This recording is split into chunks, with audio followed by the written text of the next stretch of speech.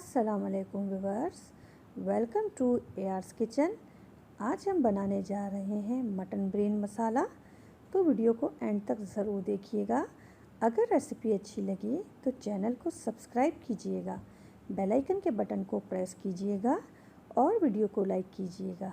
चलें जी, अब हम चलते हैं अपनी रेसिपी की तरफ। ये देखिए, ये मगज़ ले लिया है मैंने।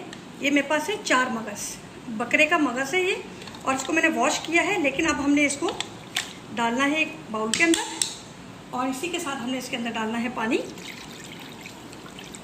और पानी के साथ ही मैं इसके अंदर डाल दूँगी सिरका, तकरीबन 2 से 3 टेबल स्पून, ताकि इसके अंदर जो ब्लड है हमारा वो ब्लड साफ़ हो जाए।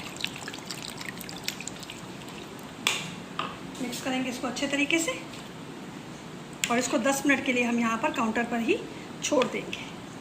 इसमें ऑयल ज़्यादा नहीं डलता, 3 से 4 टेबल स्पून आप इसके अंदर ऐड कीजिएगा। और इसी के साथ मैंने ये 2 प्याज ले लिए हैं, और ये मैं चॉप कर चुकी हूँ बिल्कुल बारीक सा।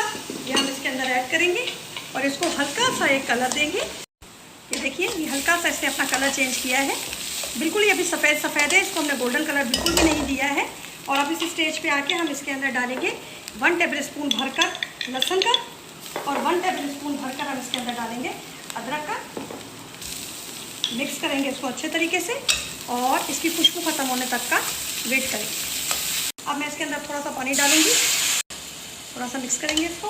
और अब इस स्टेज पे आके हम इसके अंदर टमाटर डालेंगे, और ये मैंने 2 टमाटर लेके उसमें 3 हरी मिर्चें डाल के चॉप कर ली है, और इसका पेस्ट बना लिया है। मिक्स करेंगे इसको अच्छे तरीके से, थोड़ा सा इसका पानी खुश्क होने का वेट करेंगे।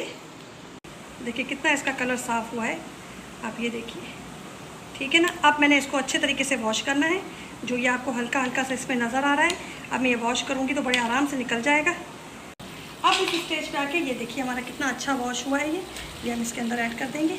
मैंने इसकी कटिंग नहीं की है, ये खुद ही आप देखिएगा, जैसे ये गर्म की तरफ जाएगा और ये बनना शुरू हो जाएगा, तो ये खुद ही अपने जो पीसीस हैं वो हम इसको इसी डोई की ये चम्मच की मदद से हम इसको करेंगे तो ये आराम से हो जाएंगे। अब इसी के साथ साथ मैंने इसके अंदर अपने कुछ मसाले ऐड कर देने हैं। 1/2 टेबल स्पून मैं इसके अंदर डाल रही हूँ कुटा हुआ सफ़ेद ज़ीरा, 1/4 टेबल स्पून इसके अंदर जाएगी हल्दी, 1/4 टेबल स्पून इसके अंदर जाएगी काली मिर्ची, 1/4 टेबल स्पून मैं इसके अंदर डाल रही हूँ पिसी हुई लाल मिर्च, 1/4 ही टेबल स्पून मैं इसके अंदर डाल रही हूँ कुटी लाल मिर्च। नमक आप अपने टेस्ट के हिसाब से डालिएगा, मैं 1/4 टेबल स्पून ही ऐड कर रही हूँ। नीड हुई तो मैं और डालूँगी। 1 टेबल स्पून भरकर इसके अंदर सूखा धनिया ऐड कर रही हूँ, 1/4 टेबल स्पून इसके अंदर कश्मीरी लाल मिर्च ऐड कर रही हूँ, और इन सबको अब हम अच्छी तरीके से मिक्स करेंगे। अब हम इसको ढककर मीडियम फ्लेम पे 5 से 10 मिनट का दम देंगे। ये देखिए ऑयल साइड से सेपरेट होने लग गया, और ये देखिए बिल्कुल खुल गया। मैंने आपको कहा था इसमें चम्मच हम कम फेरेंगे, और जो आपको बहुत ज़्यादा चंद मोटा लगे ये देखिए, तो उसको आपने इससे तोड़ लेना इस तरीके से।